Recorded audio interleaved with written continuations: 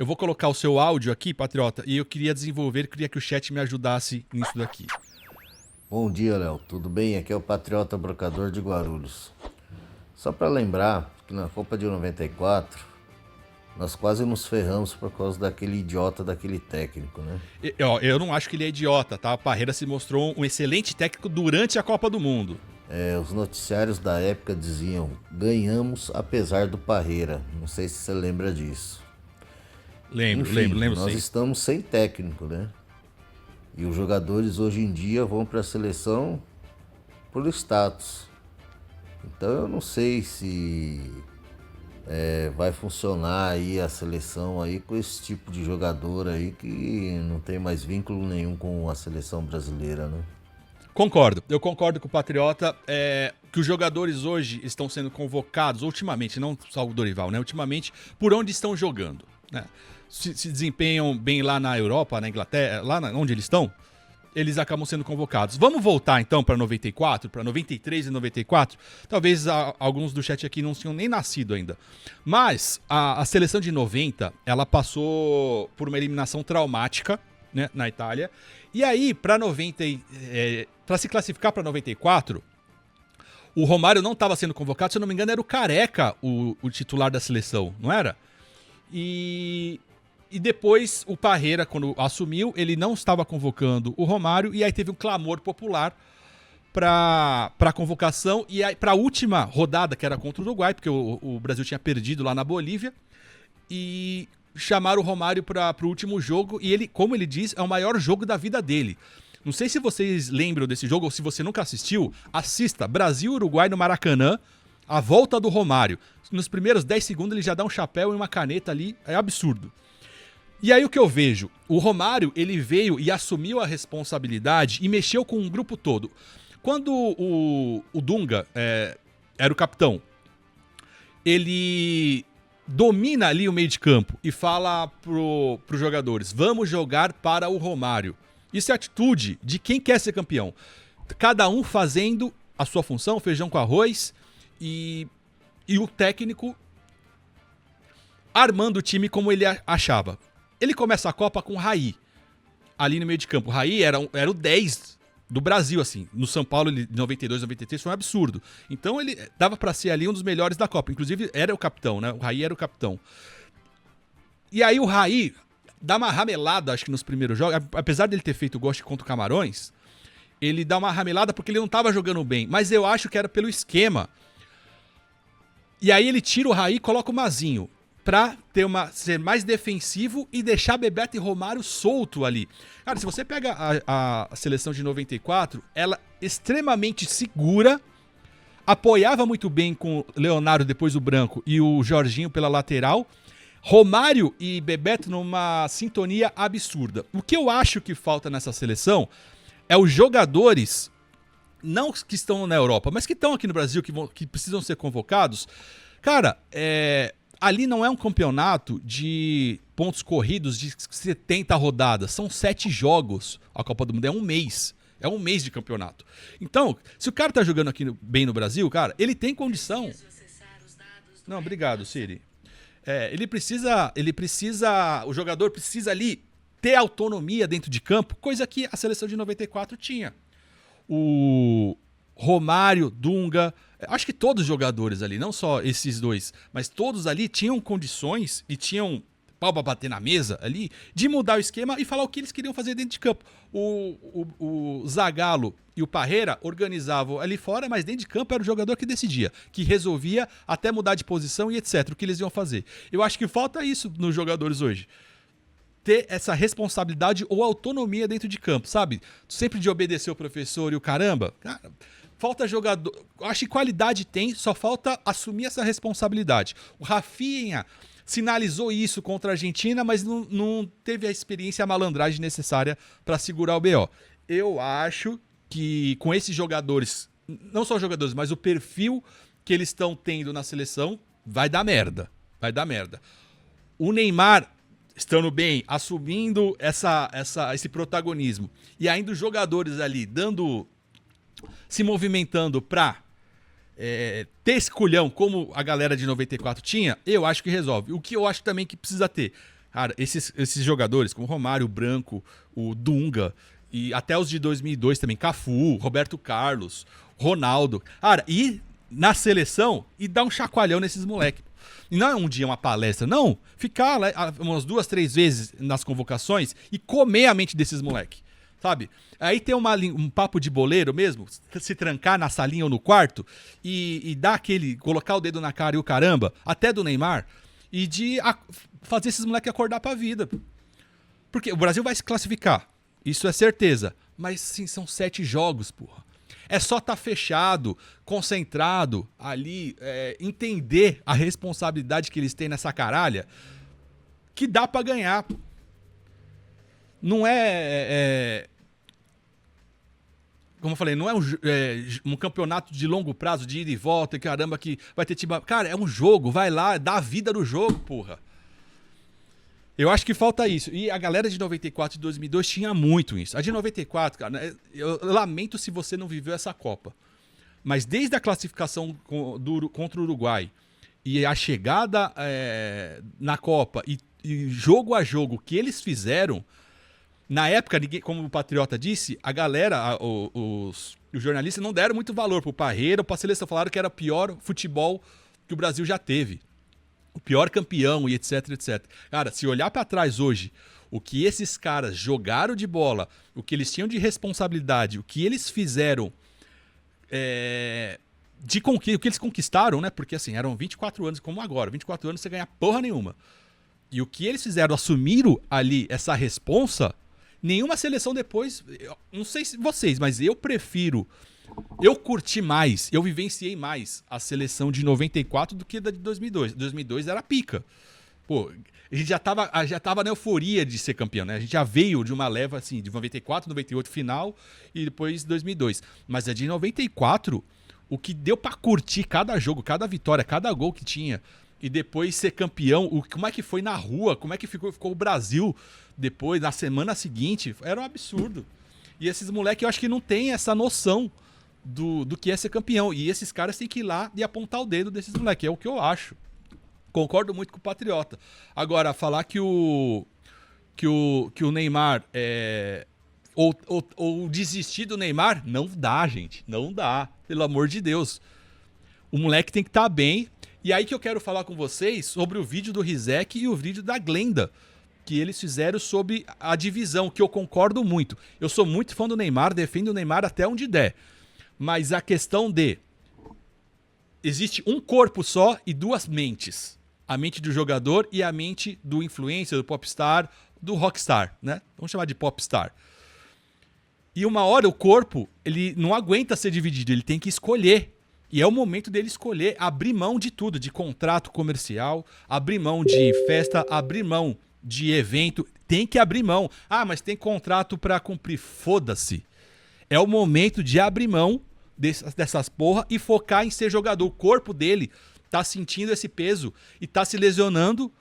Sabe a somatização? Não sei se você acredita nisso ou não, mas somatização, porra, o corpo tá se lesionando e aí pra ele fazer as porra que ele tem fora do campo. Então é o momento de decidir, é o momento de escolha. É 1 ano, porra.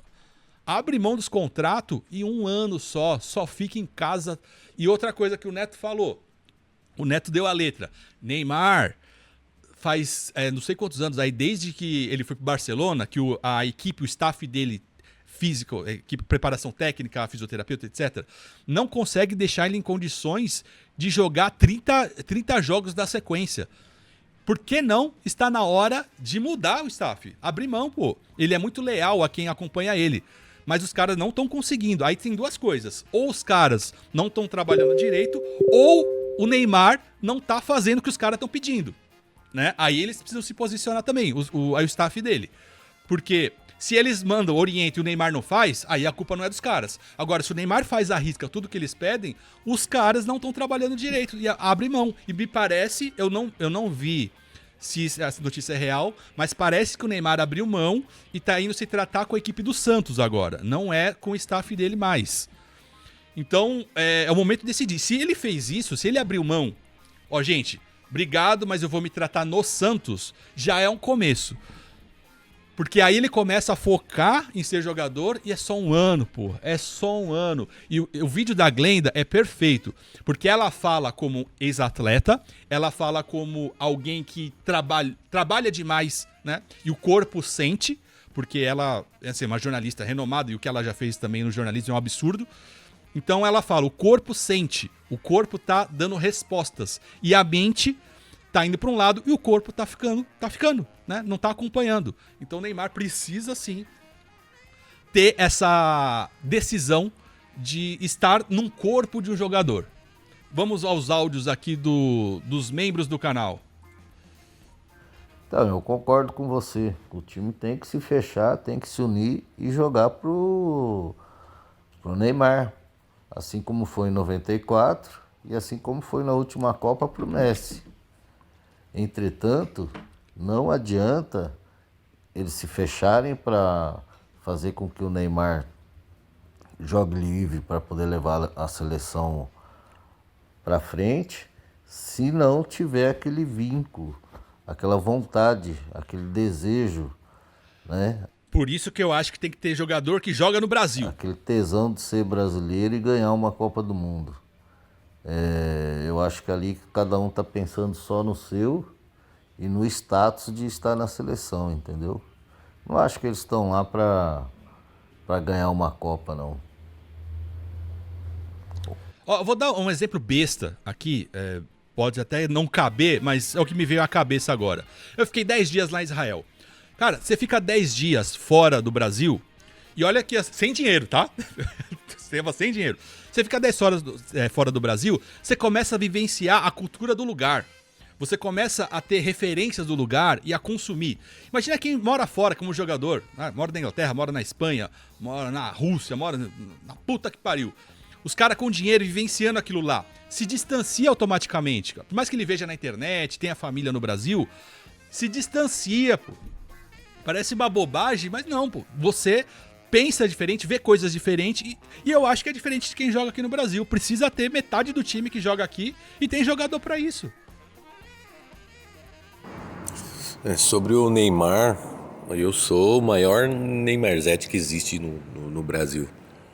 Mas eu acho que ele já não consegue entregar. Não consegue entregar, mas não tô falando de festa, essas bobagens aí, que Romário também era festeiro, Edmundo era festeiro, os caras sempre entregaram. Ó, Giliardi, o áudio dele continua, mas mesmo ele não conseguindo entregar, o que ele consegue ainda é acima da média.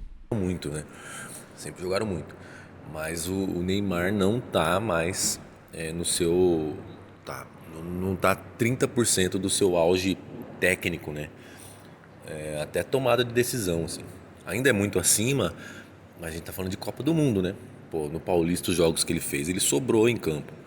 Mas nível Copa do Mundo, competitividade, como diz o Ale Oliveira, né? Nível de enfrentamento, eu acho que o Neymar não consegue mais entregar. Se ganhar a Copa, que eu acho que o Brasil tem sim condições, como você falou, são 7 jogos, né? Então, assim, encaixar... Os da primeira fase podem empatar um, perder outro e ganhar o outro, mas aí os mata-mata não tem como, né? É ganhar ou ganhar. Então pode sim dar liga, mas assim, não dá mais para atribuir ao Neymar. Infelizmente, né? E eu torço muito para estar errado. Mr. Gilead Philippe de Paulínia. Ó, deixa eu ver se eu consigo colocar aqui na tela o vídeo da Glenda, pra ver o que vocês acham. Quero muito saber a opinião de vocês. Porque este vídeo eu assisti e me tocou ao ponto de eu concordar muito com ela. Não é... Acho que não é o vídeo do perfil oficial, mas espero que não tenha interrupção. Vamos lá. Todo o carinho do mundo.